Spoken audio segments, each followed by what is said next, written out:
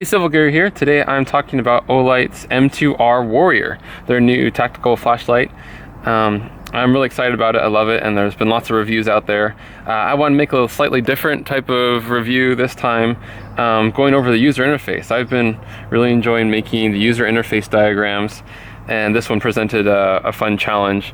So if you've already got the M2R and you want a little bit more explanation about what's going on, or if you're looking to pick it up and kind of want to know what you're getting into, this is a great video for you, so stick around.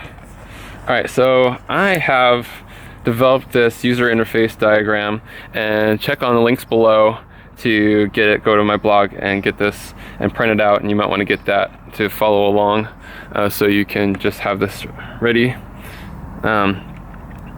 So yeah, by now you've gotten it, and we'll start with primary modes. It's a lot to take in right when you look at it. Well, actually, let's look at the light. Start with the buttons. We have electronic side switch here. I believe it's a two-stage kind of side switch, so it doesn't matter. It doesn't have like a lasting memory of where the switch position is. It's just an electronic indicator. And the tail switch, well, actually, this one's a single. The side switch is kind of like a single-stage electronic switch, and the tail switch is the one that I think is an electronic two-stage switch. So it has like a full press and a half press. So that's how you kind of interface with the light, is those two buttons. Simple on, simple kind of functionality I call primary mode, which encompasses this kind of a darker dashed line. All of these because of the mode memory, which is a little floppy disk icon. For young guys out there who don't know what a floppy disk is, it stands for the mode memory. So when you turn it on, it'll remember the last mode you were in when you had turned it off, and that only applies to everything within the dashed box. So it'll remember ultra low, low, mid, high, very high. Those are labels I've kind of put on there. Like says there's like level 1, 2, 3, 4, 5, 6. Doesn't really mean much. If you just say it's mode 3, kind of don't really know how bright it is relatively on the scale. So yeah, simple, quick. So actually some about my diagram. The vertical short bar means short full press. So kind of like the height of it is the length of the press, and the width of it is sort of like the time involved in holding the button. And since it's just a single stage, it's just a simple click.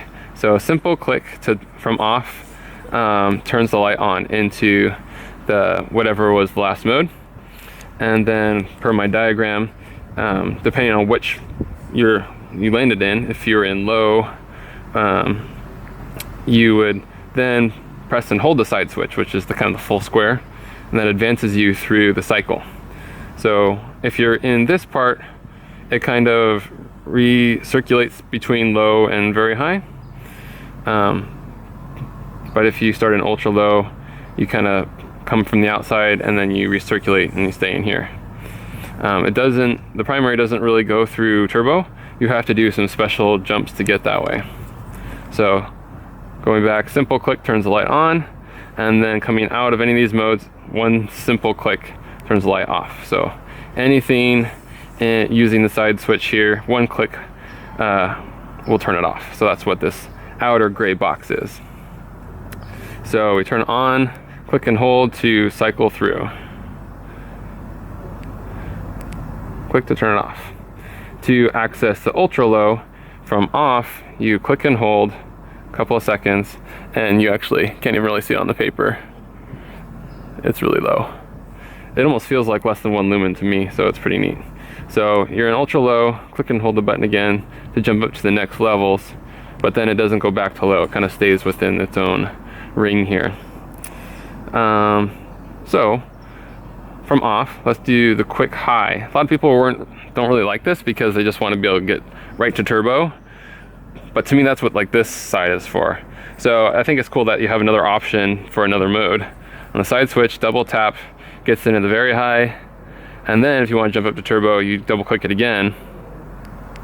Oops, I did it, it's too slow. Double click and double click again. There you go, that's turbo. And if you click and hold it, it'll go back down into the regular cycling. So that's another little fun piece. And then the strobe is a triple click. So from off, sorry for the strobe here. Yeah, and that's the strobe.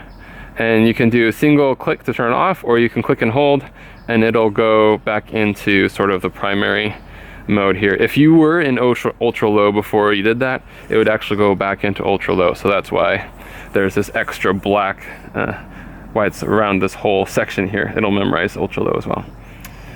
So that's pretty much it for the general use using the side switch.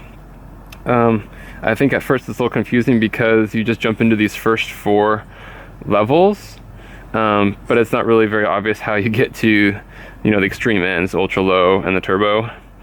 And it's kind of confusing that the shortcut is to the very high instead of to the turbo with the side switch. So those are some of the ins and outs of the side switch. And then we get into the tail switch. So this is sort of the tactical use. So from off, it depends on, there's 2 sort of profiles. There's sort of a turbo profile and what I call warrior profile, since it goes along with the name. The turbo profile, if you're doing a half press or full press, you'll basically get turbo or a latched turbo. If you're in the warrior profile, you'll get a momentary turbo or a momentary strobe. Nothing will latch in there. So let's see, I forget what mode I'm in. Okay, so I'm in the turbo mode. So having the side switch here, you're doing just a really soft tap to do like the half press. It doesn't take much to click it all in. And you can't really hear me doing the presses, but if I do a slight tap, it'll be momentary. You let go, it'll go off. So that's why it's kind of in conjunction with holding this button. It'll be turbo. If you let go, it'll go off. That's what this kind of notation means. And then if you push it all the way, so actually there's another trick. If you're still in off and you do a full press, that's when the turbo latches.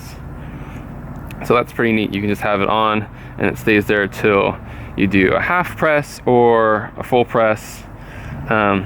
You can even turn it off with the side switch, which is kind of down here. There's another weird thing though. If you have the light on and then you go to press the tail switch, you can do momentary turbo whether or not it's a full press or half press. So you can do full press, half press, it doesn't matter. It's just a momentary turbo. But as soon as you let go, the light will turn off. So that's kind of the trick with this mode, is there's like sort of a latching side and a momentary side. The turbo only latches if you're off. Full click, let go, it latches. But if you have the light on from the side switch, you press it anyway on the tail switch, it'll be turbo, but as soon as you let go, it'll turn off. So I kind of was expecting it to stay on, or at least do the same. If you're doing a half press, it'd be momentary turbo and it'd go back to whatever you had. Or if you did a full press, that it would latch into turbo, but it doesn't. So it's a little bit tricky. So that's, hopefully this helps. To switch between the modes here, the profiles I mean, to warrior, to turbo and back and forth, you start by holding the tail switch full press, and then as you're holding that, you do a simple click of the side switch, and I'll demonstrate that. So I'll push and hold there, and I'll do a single tap, and see it kind of switches right away. Let go, and it's switched to the other profile. So now I'm in the warrior profile. So now if we follow this diagram, a momentary half press of the tail switch will be turbo. I'll do like a half press, turbo, there we go. That was just me. But if I do a full press, it'll be a momentary strobe. And if you let go, it's done. So there's no latching strobe, or there's no latching strobe in the warrior mode. So it behaves a little bit differently, because in the turbo mode, from off, if you do a full press, it'll latch into turbo. But so it's different in the warrior mode. So that's why they're a little bit tricky, and so hopefully this diagram helps you remembering that. I added this at the bottom about the electronic lockout. It comes with that, so you from off, if you click and hold for a few seconds, you kind of have to check, because there's no flash like the H2R I think did. But yeah, it's in lockout mode, and there's a little indicator light there that will turn red if you're trying to unlock it. I think you can see it there maybe. Yeah. And so then you just click and hold it again for a couple of seconds and it'll come back into low. So you have to check it to see if it unlocked because it's so dim, especially in the daylight. You have to actually look at it. And then it'll kind of switch, it'll be on, and then you'll be in the primary profile. But to continue forward, you have to let go and hold the button again to cycle. So that's another little thing you have to remember is when you're unlocking it, you have to check it. Okay, it's unlocked, let go, press and hold again, and then you can start cycling. Otherwise, you'll just be sitting there waiting for something to happen and you'll never see anything happen. So yeah, that's my user interface diagram. Again, if you jumped in here, check out the links below for this to print out so you can get some practice in.